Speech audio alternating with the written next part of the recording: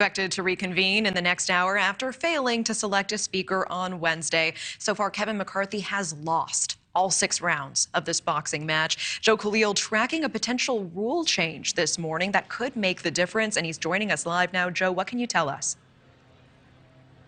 Yeah, major development, Natasha. We were able to scoop the fact that there is at least now a consideration among McCarthy and his allies for lowering the threshold to actually win the bid for Speaker from winning a majority of votes in the House to just a plurality, meaning you wouldn't need to get 218 votes. You would just need to get the highest number of votes of anybody who is nominated. Now, that may not be likely necessarily because it would require something like half of the 20 Republicans that have been voting against McCarthy to agree to that. And we're not clear that that's actually going to happen. But what it's an indication of, Natasha, is just how far, the length to which McCarthy and his allies are now reaching to try to find a way, a path for him to win the speakership, because clearly at this moment, he still does not have the votes to become Speaker. Now, we should say we also have reporting from some of our Republican sources that says McCarthy and many of his allies feel a bit more confident today than they did yesterday,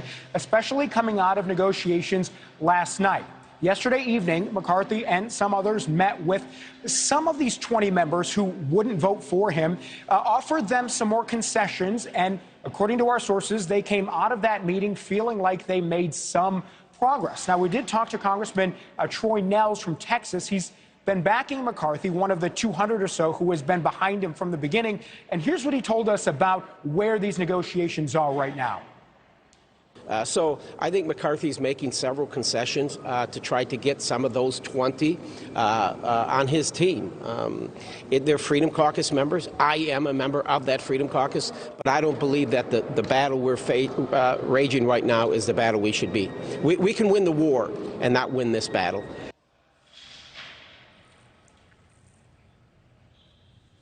What about the swearing-in ceremony now that it's been on hold for all of this time? Are incoming lawmakers just essentially sitting there and waiting, Joe? Yeah, they are. And that's part of the frustration, too. A lot of members just want to get moving forward with this. They say that, look, there are real national security threats to not having a functioning Congress, but a lot of new members haven't been sworn in yet. The incumbents are waiting to be sworn in again as well. And you've got a lot of family members here, spouses and even children that are simply just waiting around. It's why you've seen over the last couple of days pictures like the ones you're seeing on your screen right now. Family members, children of these members. Every single year when we have a new session, every 2 years, I should say, they're waiting for that sort of picture, that iconic moment where the member puts their hand on the Bible and, swears in. So you have these family members, and these pictures like that are giving people a bit more of a lighthearted sense, family members, babies there, as you can see. So it's not just adults that are waiting around for this to happen, Natasha. I think you got some maybe shorter attention spans and some younger kids that are waiting. We got a couple diapers needing to be changed and some snacks to be handed out on the floor of the House there as this continues. And members you're seeing, not just members-elect of Congress, but parents having to do double duty now as we wait for the Speaker's race to finish. Yeah, objectively adorable, Joe. But the standstill yeah, is it is serious, right? I mean, what is the reaction from both parties as this decision on a speaker is delayed yet again?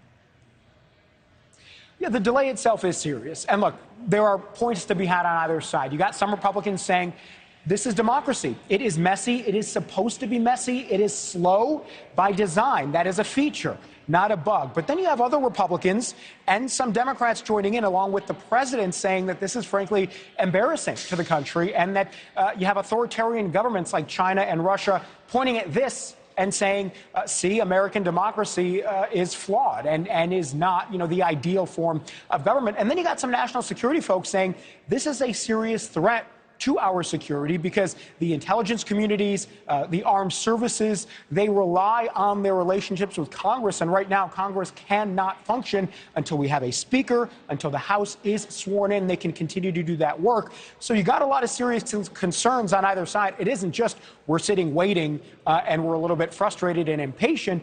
They say it's a national security threat. All right, Joe Khalil live for us, tracking the very latest on Capitol Hill. We appreciate it. Thank you. We do have some breaking news at this hour on Buffalo Bills safety Damar Hamlin. NewsNation